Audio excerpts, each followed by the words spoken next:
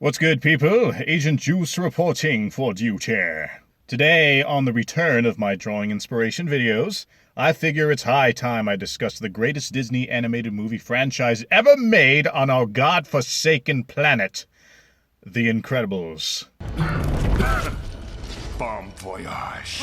C'est incroyable! And within said greatest Disney animated movie franchise, I shall also be discussing the best character, Violet Parr. Good evening, everyone. Let's be real here, shall we?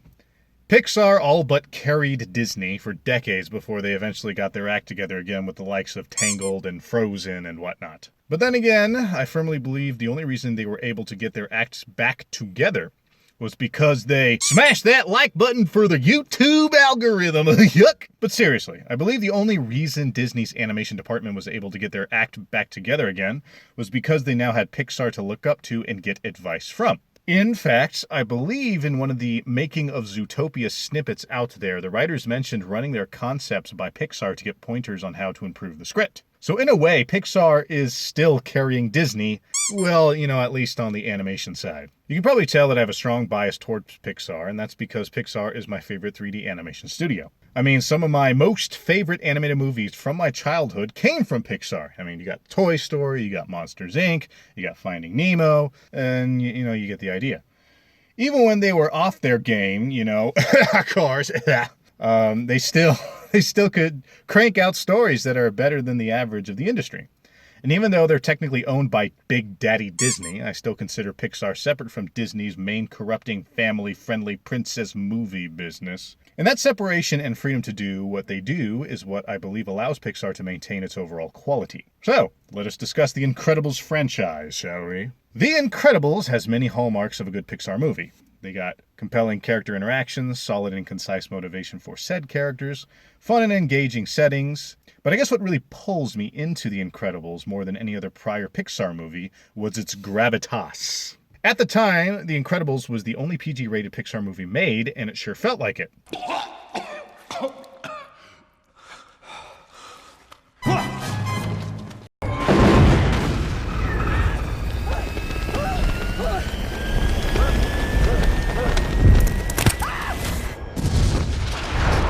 Now, Disney, despite its reputation for being squeaky clean and kid-friendly, did have its fair share of dark moments in its, other movies. But there was something about seeing that darkness combined with the winning Pixar formula for the first time that really struck a chord with me. I think that combined with the fact that this was the first Pixar movie starring human characters was ultimately what really made The Incredibles stand out. As much as I mentioned in the past that I prefer stories and characters that are out of the ordinary and supernatural or fantastic in some way, something about seeing real cartoon quote-unquote people for the first time really made me relate to the Parr family more than any time before in Pixar movies. Not to mention that putting human characters to the forefront was also my first introduction to other aspects as well. But I digress. The Incredibles was a first for many things for Pixar, and because of that, it really lodged itself into my brain. Naturally, there's plenty of inspiration I wish to draw from The Incredibles by the simple fact that it's a Pixar film. I want to be able to write compelling, relatable characters with dreams and desires that live in a creative and engaging world that go through trials and tribulations and challenges that the protagonists have to, face at their very core until they learn something valuable about themselves or their situation and grow as a result. But for The Incredibles in particular, I want to be able to adapt that same kind of good writing into a story that has more dark elements and is able to communicate the same sense of joy and whimsy and wonder in a setting that is more mature and somber. That is a balancing act worthy of praise. Now, let us segue into Violet Parr in particular. Violet is my favorite character in the franchise for two main reasons. One that's obvious to you frequent viewers of mine, and one that's a little less obvious but still familiar to you aforementioned frequent viewers. The obvious answer as to why I like Violet so much is that she has a bit of that good old-fashioned dark angst going on. For anyone who's a frequent viewer of mine, you know that I have a soft spot for angsty and socially awkward characters. It's an endearing trait, and I love watching these characters navigate through their lives and attempts to overcome their shortcomings. The slightly less obvious reason why I like Violet so much is that she's often shown to be on the back foot, so to speak. Now, what do I mean by that? What I mean is that she's often shown to have a lot going wrong for her. She's either hiding from someone, unable to perform under pressure, making an utter fool of herself in the worst possible times, and just generally being out of control of a situation. And I love her because of it. Not because I enjoy seeing her suffer. This is not a torture porn scenario. If anything, seeing her going through so much makes me care for her that much more. It makes me want to see her face her fears and grow as a person.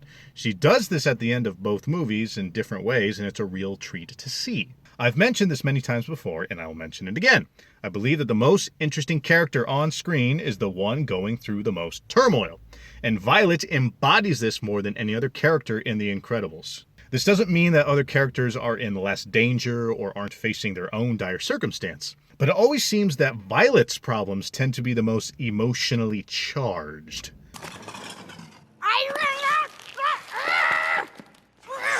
You see what I mean?